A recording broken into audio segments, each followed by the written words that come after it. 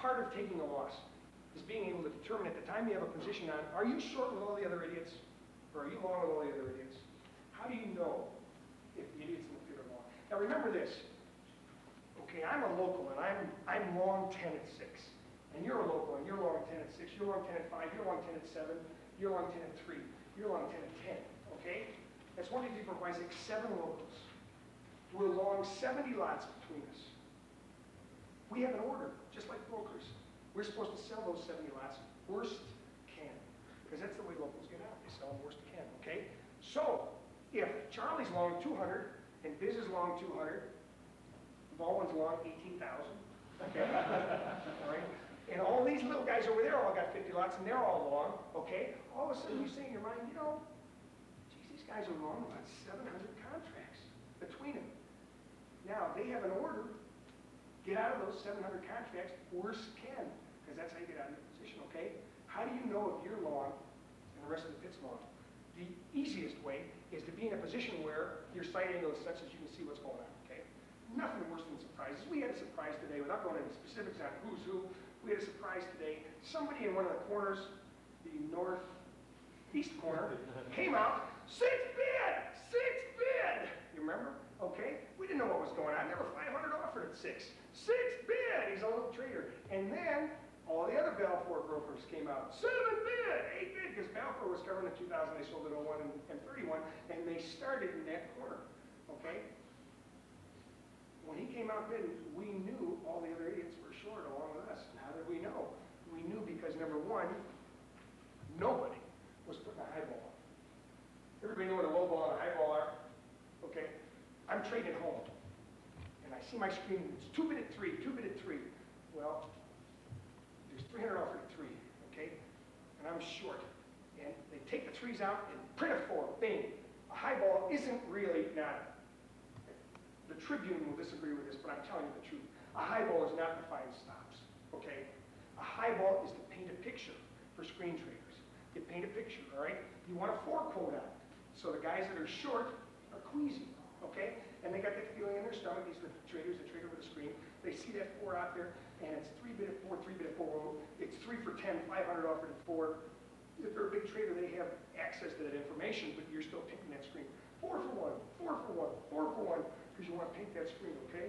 Now, the pit's short. It's 2 bid at 3, it goes 3 bid. Where's that 4? Where's that 4? Well, I know I ain't putting it out because I know I'm short. I know all these guys are short and they're not putting it out, so no 4 comes out. So one way to know if you're short with all the other idiots is, are there any high balls going out, okay? If you're long with all the other idiots and the market's breaking, do you see that low ball coming out? No. Okay, what does that mean? It means you're in the wrong shoe. You want to be the lone wolf, okay? I do. And it's probably to your advantage to a certain extent, not to be in a position where everybody in the pit's long and you're long with them, okay? Because it just doesn't work out. It just never works out because when those people get out, everybody tries to get through that door at the same time and it just isn't big enough. And like I said, when all this, and I've never been times in our pit, as an example, on Friday, I would guess between 87.25 and 87.20 on the way down, the pit collectively was probably long. Now these are not speculators, these are day traders and scalpers, probably long 5,000 bonds, okay? And everybody looked at everybody and said, it's time to get out, okay? And we all got out, point lower, all right? It cost people money. You gotta know what everybody else is and you don't want to be with everybody else because when they all get out, you don't want to be there, okay? Let's take a loss here. Understand pit noise. Everybody knows what pit noise is, okay? Geez, look at all the 7 sellers. Everybody wants to sell it at 7. Is it because they're long at 6? No. No. When does the pit get loud? The pit gets loud when everybody's short and they offer it. Or the pit gets loud when everybody's long. And I say everybody, and it's a term that's all-encompassing and it shouldn't be, but you know what I'm saying. When a majority of the participants with a majority of the contracts available for trade are short, if I'm short, you're not going to see me standing there going, 6 for 179. 6 for 179. Okay, I'm not going to do that. I'm not going to tell you what my position is. I'm going to say, sell it at 7. God, please let me sell it at 7 so my daughter can have that operation. I got to sell it at 7. 6 for 179. Sell it at 7. It means more than anything in the world to me to sell at 7, okay? And I'm screaming it and screaming it. And you're screaming it. because you're short 10 at 7, okay? So when that pit's loud and everybody's like this, everybody's like this, it ain't because they're long here, it's because they're short. They're short here, they're short here, they're short here, they're short there, okay? And they want the market to go down.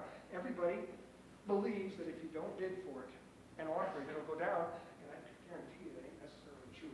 Now what happens? The world's offering it at 7, and the pit noise is offering it at 7, and you're standing there and you're saying, well, if I had a phone out and I was talking to the desk, I would say to the desk, there's 7,000 offered at 7, and there's only maybe 300 bid at 6. Well, as soon as the first 100 trades at 7, what happens to all those offers? Revolver is bang, 7 bid, get me out, okay? Like that. So when the noise is loud and everybody says sell it at 7, there's a chance there's a rat there, okay, a dead rat, right? And you got to understand that. Because one of the things you do when you start out is you say, okay, I want to be a trader, and I want to get into the market, and I want to bid and offer with confidence. So there are 500 people offering it at 7, so I'll say to the broker, sell it at 7, like this. And he'll try and buy it from 7 guys, and he'll go, no, thanks, no, him, okay? And he'll buy the 20 from 7 year in the market, and before you know it, you're paying 8, 9, 10, okay? Understand pit noise. People get loud when they're faking it. People get loud when they're fake bidding, and they get loud when they're fake offering. And understand that because it's important. Okay. One last thing when you're taking a loss. Make sure you know what the big dogs are doing, okay? When I say big dogs, I'm talking about big locals and big brokers. Make sure you know what they're doing. When a big broker comes out and says, sell it at 5, no number. Sell it at 4, no number. Sell it at 3, no number. I guarantee you, he's not putting a position on, and he's probably not puking out of his position. He's probably processing paper around it, okay? Now, if a big local comes out and says, sell it at 5, sell it at 4, sell it at 3, what do you know from that? You know this. You know that somebody that has enough money to have a big fund or is trading cash is loading that guy up and he's trying to get out of it, okay? So if you're long, there's that puke reflex, get out. If you're short, we'll talk a little bit about taking a profit later, okay? But you're not going to be the first guy in the world to buy it. When big locals, when big dogs start going for the door, they're probably processing paper. Keep that in mind. And if they're processing paper large enough to affect price action over the course of the next few minutes. Keep that in mind. Another thing about big dogs. A lot of them aren't good fades for that very same reason. Big dogs aren't good fades because they reflect what's transpiring around them, okay? And if it's a big dog flying solo, they're definitely not a good fade because they've got everybody on the wrong side. Big dogs make a lot of money, and they're not good fades a lot of the time. And remember that, okay? If a guy, this is another thing too, in terms of taking a loss. Like I said, you want to make eye contact. The bigger the trader you make eye contact with, the more he feels responsible for taking you out of his trade. I can't explain that to you. All I can tell you is that that's true, okay? If you make eye contact with a big trader and you're stuck and you want to sell it, okay?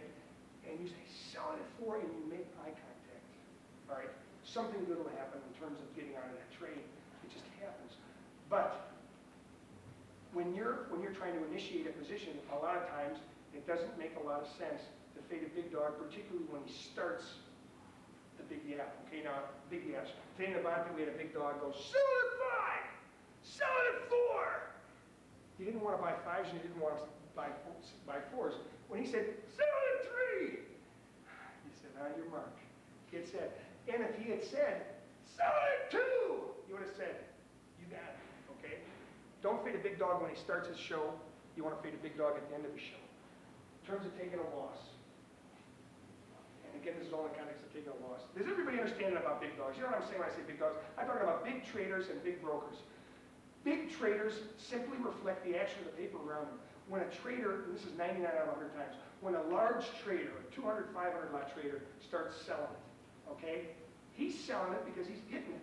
He's not selling it because he's getting out of his position. He's selling it because he's getting it from somewhere and he wants to put it out on the market and get out of it, okay? Those are pretty bad fades. And in terms of taking a profit, you're going to be slow in terms of taking advantage of that, okay?